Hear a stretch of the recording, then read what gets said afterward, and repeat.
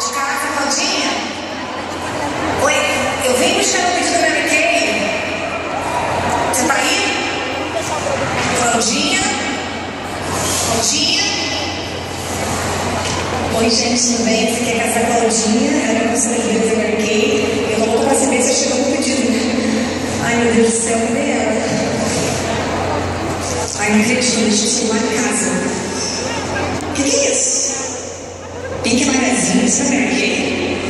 Não acredito, agora a Mary Kay tem uma revista digital. Gente, que incrível! Olha que tem tudo que uma consultora Mary Kay precisa.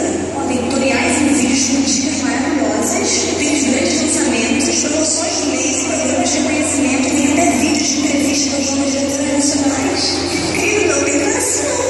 Lembrando que você pode compartilhar tudo isso no e-mail, Facebook ou WhatsApp. Adorei! Agora foi muito mais fácil, né? As informações todas à mão, todas as promoções e dicas das novas consultoras, dos lançamentos de produtos, promoções. E olha, é simples. Basta baixar para as principais informações que vão contar sempre com você. Vou deixar o celular dela aqui.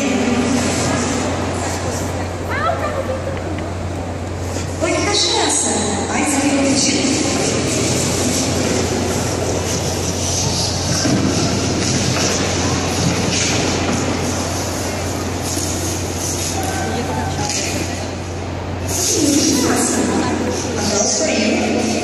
Gente, tá linda!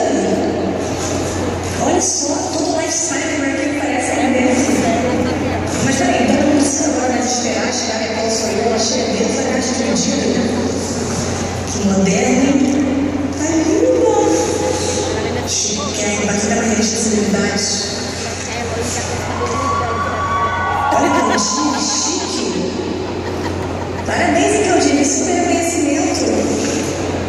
Eu quero falar que eu realmente fui para lá na Mary Kay e eu lembro que eu ia nas convenções e eu amava, era maravilhoso e sempre era um momento muito importante para mim porque a Mary Kay realmente fez parte da minha vida e eu talvez seja um remédio que estou bem emocionada, mas realmente fez parte da minha vida. Eu consegui realizar o meu sonho de ser atriz e de sustentar naquele momento